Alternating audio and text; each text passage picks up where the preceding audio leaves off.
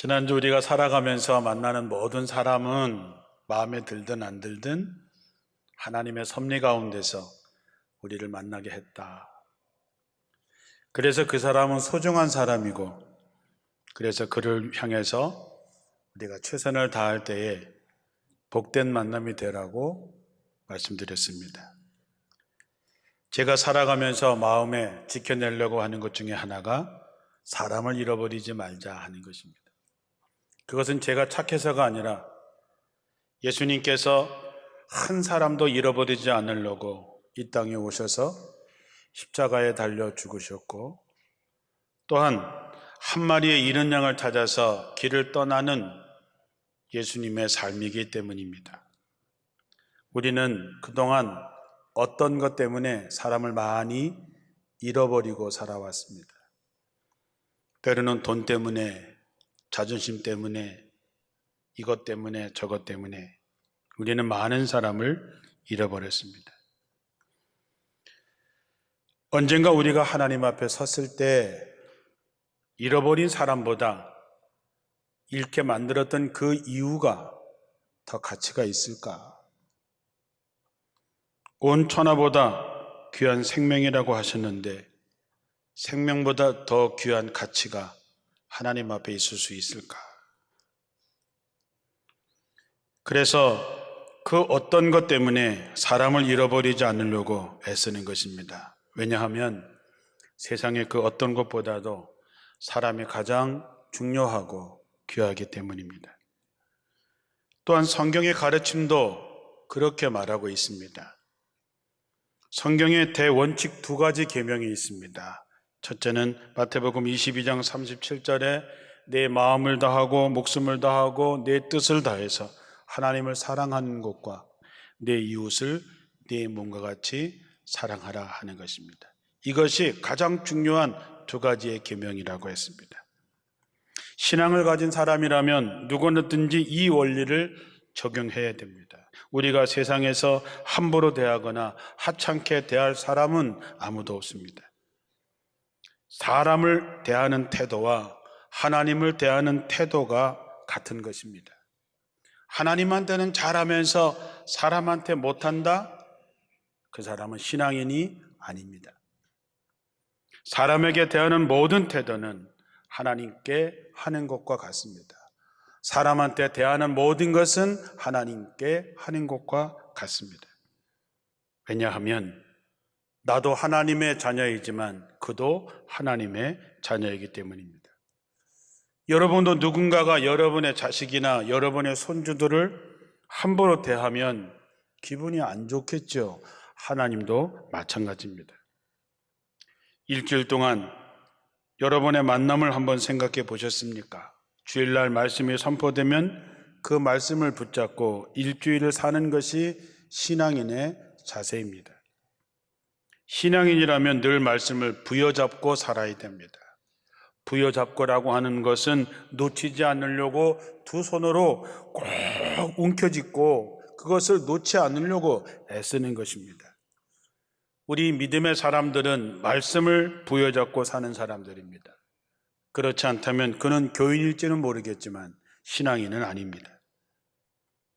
우리 삶에서 만나는 것만큼 중요한데 그 만남 뒤에는 당연히 오는 것이 있는데 그것은 교제를 나누는 것입니다. 사람이 만나면 교제하기 시작하죠. 우리가 옛날에 누구랑 교제한대. 그렇게 되면 그 교제한다는 말 속에는 참 좋다, 설렘이 있고 기쁨이 있습니다. 문제는 교회 안에서 성도들의 교제를 통해서 참된 기쁨을 누리며 살아야 하는데 그렇지 못하다고 하는 것입니다. 그래서 교회 내의 갈등과 상처를 받고 실망해서 교회를 떠나는 사람이 부지기수입니다. 성도 중에서는 사람을 만나는 것이 두려워서 속회는 물론이거니와 각 선교회도 참석하지 않고 어떤 사역에도 참여하지 않는 사람들도 있습니다. 서로에게 받은 상처를 치유하지 못한 채 아픈 상처로, 아픈 가슴으로 사는 성도들도 많이 있습니다. 왜 하나님이 우리에게 하나님의 섭리 가운데 만나게 한 이 귀한 만남을, 소중한 만남의 교제가 왜 기쁨이 되지 못하고 오히려 고통이 되고 상처가 될까? 우리가 성도의 교제가 무엇인지 잘 알지 못했기 때문입니다. 세상 사람들이 하는 교제와 신앙인의 교제는 출발부터가 다릅니다. 세상적인 교제와 영적인 교제는 다릅니다. 우리가 바람직한 성경의 원리의 신앙과 교제를 알아보면 오늘 읽은 본문의 말씀에 그들이 한마음으로 날마다 성전에 모이기를 힘쓰고 집집마다 돌아가면서 성찬을 나누고 기쁨과 진실한 마음으로 함께 식사를 하며 하나님을 찬양하고 모든 사람에게 칭찬을 받았다. 그리고 주님께서도 구원받는 사람을 날마다 더하게 하셨다 그랬습니다. 우리가 교회에서 진정한 영적인 교제를 나눌 때 성경에서 말한 바와 같이 마음에 기쁨이 넘쳐야 됩니다. 여러분, 마음에 기쁨이 넘치십니까? 음식을 함께 먹을 때도 기쁘고, 기도할 때도 기쁘고, 예배 드릴 때도 기쁘고, 봉사를 해도 기쁘고, 뭘 해도 기뻐야 된다는 것이죠. 이것이 성경의 원리입니다. 우리가 그렇지 못하다면 우린 뭔가 문제를 가지고 있는 것이지요.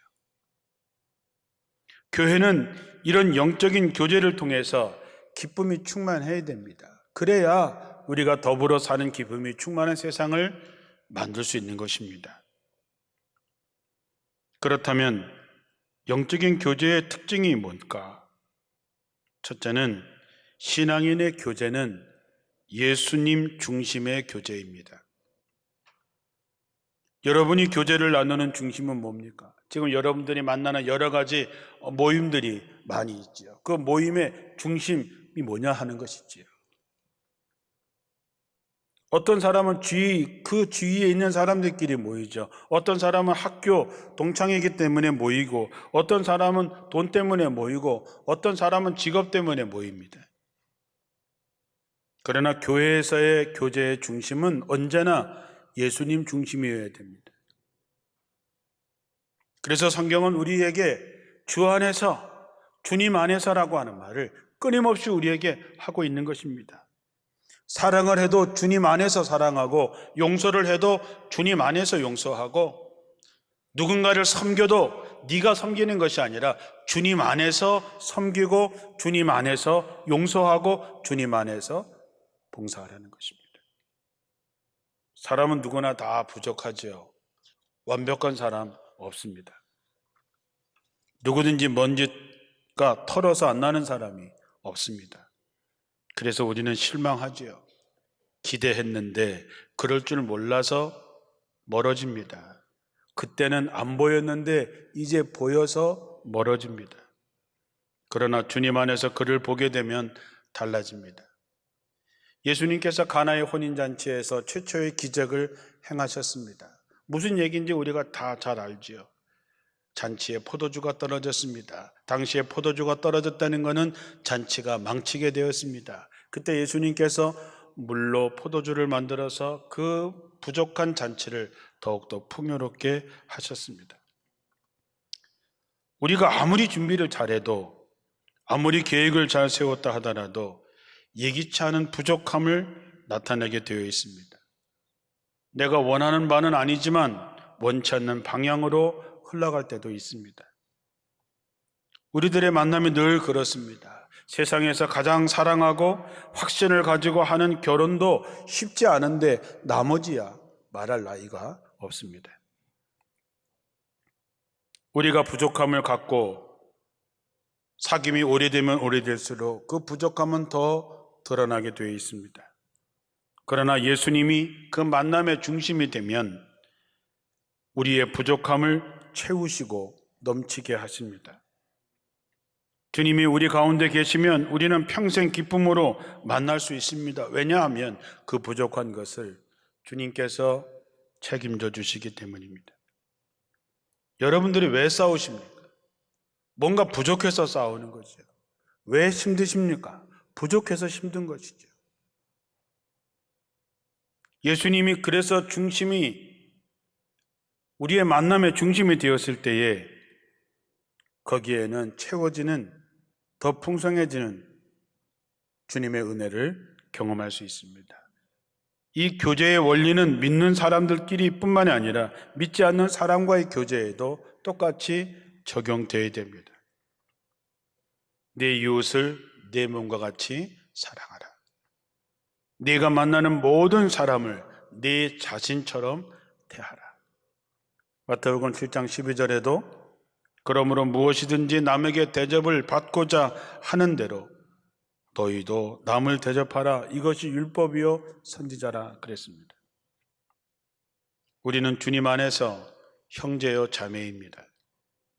누구를 대하든지 나와 마찬가지로 그도 주님의 자녀라고 하는 것을 잊지 마시고 여러분의 만남 속에는 항상 예수가 중심이 되기를 주님의 이름으로 축원합니다.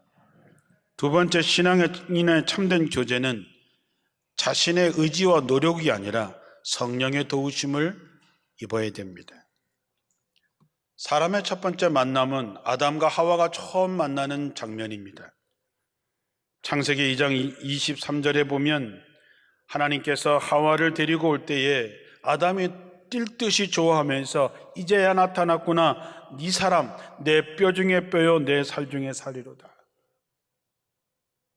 그런데 얼마 안 있어서 뱀의 꼬임에 하와가 넘어가서 선악과를 따먹고 난 다음에 불화가 찾아옵니다.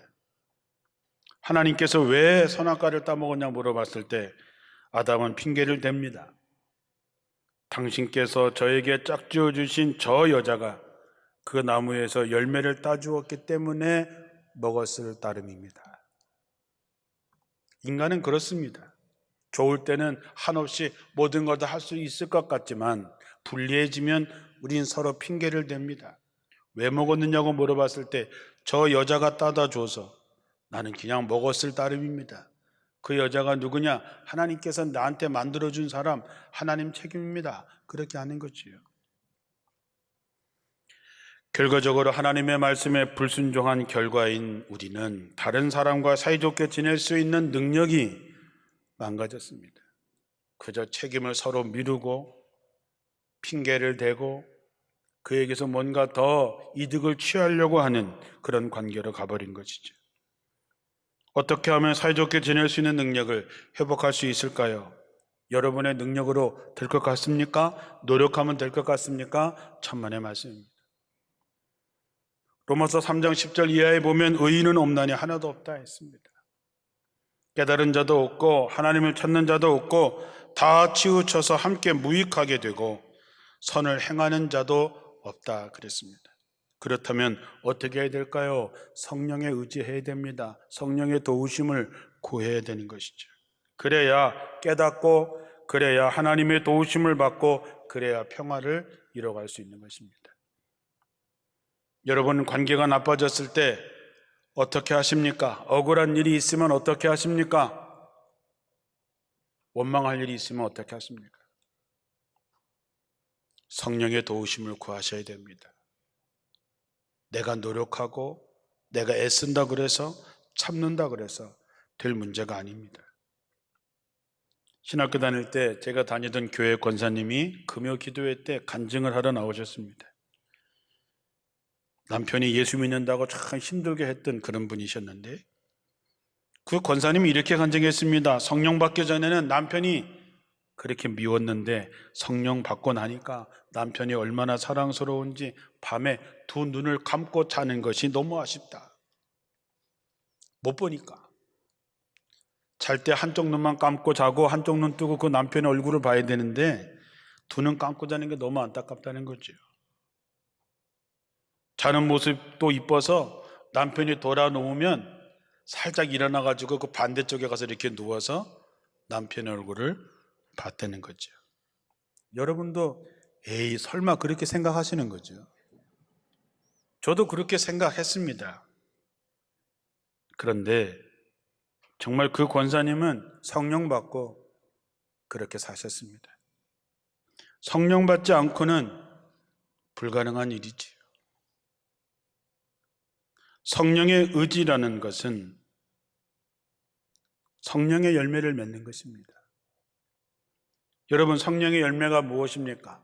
사랑과 기쁨과 화평과 인내와 친절과 선함과 신실과 온유와 절제인데, 이 모든 것은 사람과의 관계 속에서 나타나고 맺어지는 열매들입니다. 이 모든 것이 합해지면 사랑이라고 얘기를 합니다. 성령의 사람은 모든 관계를 사랑으로 맺게 되어 있습니다. 교회에서나 세상에서 사람들과 만나다 보면 당연히 미운 사람 생기지요. 섭섭한 사람 생기죠. 원망스러운 사람 생깁니다. 그러나 성령 충만한 사람은 미운 사람이 생겨도 성령께서 주시는 사랑으로 미운 사람을 품게 되어 있습니다. 물론 쉽지 않겠지요. 그러나 사랑으로 품고 말씀으로 품다 보면 국물이 진하게 우러나오는 진국의 사랑이 되는 것이지요. 성령의 능력에 의지하는 교제는 자신의 노력이나 자신의 힘이 아니라 성령의 능력에 의지하는 교제입니다. 그래야 우리의 만남이 하나님이 만나게 하신 축복된 만남이 되게 할 수 있는 것이죠. 마태복음 5장 44절 이하에 너희 원수를 사랑하며 너희를 박해하는 자들을 위해서 기도하라. 이와 같이 해야 하늘에 계신 너희 아버지의 아들이 되리니 하나님이 그 해를 악인과 선인에게 비추시고 비를 의로운 자와 불의한 자에게 내려주십니다. 너희가 너희를 사랑하는 자를 사랑하면 무슨 상이 있으리요? 세리도 이와 같으니라. 또한 너희가 너희 형제에게만 무난하면 남보다 더하는 것이 무엇이냐? 이방인들도 이같이 아니하느냐? 그러므로 하늘에 계신 너희 아버지의 온전하신 같이 너희도 온전하라 그랬습니다. 아버지의 온전하심이 뭡니까? 악한 사람이나 선한 사람이나 똑같이 햇빛을 비춰주시고 의로운 사람이나 불의한 사람에게도 비를 주시는 그 아버지의 사랑. 그래서 원수를 사랑하고 박해하는 자를 위해서 기도하는 사람이 되어야만이 하늘에 계신 너희 아버지의 자녀가 될 수 있다는 것이죠. 어떻게 하면 될까요? 성령의 도우심을 받아야 됩니다. 그래야 우리가 완전해질 수 있습니다. 여러분의 만남의 교제가 힘드십니까? 지금 어렵습니까? 성령의 도우심을 구하시고 성령에 의지하십시오. 성령께서 그 만남 속에 축복으로 역사하시기를 주님의 이름으로 축원합니다. 마지막으로 우리의 세 번째 교제는 세상 사람이 갖고 있지 못한 영적인 교제, 중보 기도입니다. 우리가 부르는 찬양 중에서 누군가 널 위해 기도하네 라는 찬양이 있습니다. 당신이 지쳐서 기도할 수 없고 눈물이 빗물처럼 흘러내릴 때 주님은 아시네 당신의 약함을 사랑으로 돌봐주시네. 누군가 널 위해 기도하네. 네가 홀로 외로워서 마음이 무너질 때 누군가 널 위해 기도하네. 예수님은 지금 하늘 보좌 우편에서 우리를 위해서 기도하십니다. 성령도 말할 수 없는 탄식으로 우리를 위해서 기도하신다 했습니다. 그렇다면 우리는 어떻게 해야 될까요? 우리도 기도해야지요. 비록 대면에서 만날 수는 없지만 그러나 우리는 그를 위해서 기도할 수 있습니다. 초대교회는 어려울 때 함께 나누었습니다. 모든 물건을 서로 함께 사용하고 때때로 재산과 소유를 팔아서 각 사람의 필요에 따라서 나눠줬다 그랬습니다.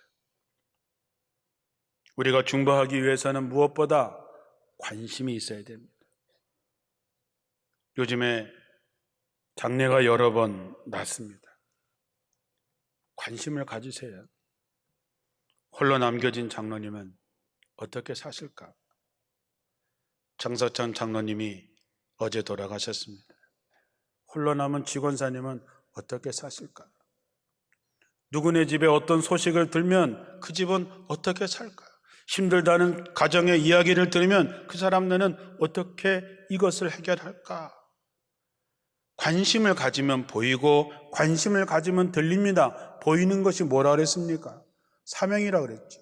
들리는 것이 사명이라 그랬습니다. 그럼 우리는 뭐 할 수 있습니까? 기도할 수 있습니다. 그가 정말로 지쳐서 기도할 수 없고 눈물이 빗물처럼 흘러내릴 때 주님이 그의 약함을 아시고 사랑으로 돌봐주는 것처럼 누군가가 그를 위해서 기도할 때 여기서 기도하지만 하나님은 거기에 역사하신다고 하는 것입니다. 이거는 믿는 우리만이 가지고 있는, 우리만이 할 수 있는 영적인 교제입니다. 우리 교회 중보팀만이 아니라 우리 모두 중보해야 됩니다. 여러분이 중보기도 요청하는 것을 부끄러워할 필요 전혀 없습니다. 교회 중보팀에다가 기도 부탁을 해도 되고 아니면 가까이 있는 분들에게 기도 부탁을 하셔서 우리가 함께 기도할 때에 의인의 기도는 역사하는 힘이 크다 했습니다. 우리가 우리 교회 성도들뿐만이 아니라 우리 주변에 사는 사람 점점 영역을 넓혀서 이 땅끝에 있는 고통 속에 있는 이들을 위해서 중보해야 하고 나눌 수 있으면 나눠야 됩니다. 특별히 멀리 나가 있는 자녀들을 위해서 기도해야 됩니다. 다시 말씀드리지만 이곳에서 기도할 때 그곳에 하나님의 역사가 나타나게 됩니다. 우리는 교회에서 서로 형제 자매라고 합니다. 왜냐하면 우리는 아버지 되시는 하나님 안에서 형제 자매가 되었기 때문입니다. 시편 133편에 그 얼마나 아름답고 즐거운가, 형제 자매가 어울려 사는 모습. 공동번역에는 이렇게 주님이 청질덩실 춤을 추는 것 같이 이다지도 좋을까? 왜 이렇게 즐거울까? 형제들이 함께 살아가는 그 모습, 형제들이 함께 사는 모습을 보는 하나님의 기쁨이 보입니다. 아론의 수염에서부터 옷깃까지 흘러내리는 향기로운 기름, 그 축복이 그들에게 서로 연결이 되고 헐멀산에서 생겨진 그 물이 시온산까지 그 먼 거리지만 흘러서 거기까지 오게 되는 것이지요. 아론의 수염에 있는 기름도 헐멀산에서 흐르는 그 물도 다 우리가 축복으로 보면 우리가 함께 어울려 살 때에 우리에게 주신 하나님의 큰 축복, 그 축복이 흘러서 저 멀리 있는 그에게까지 우리를 통해서 전달된다고 하는 것이죠. 사랑하는 성도 여러분, 우리는 모두 하나님의 섭리 안에서 만났습니다. 그의 사정과 형편이 어떠하든지 그건 중요한 것이 아니고 그가 내게 왔다라고 하는 것이죠.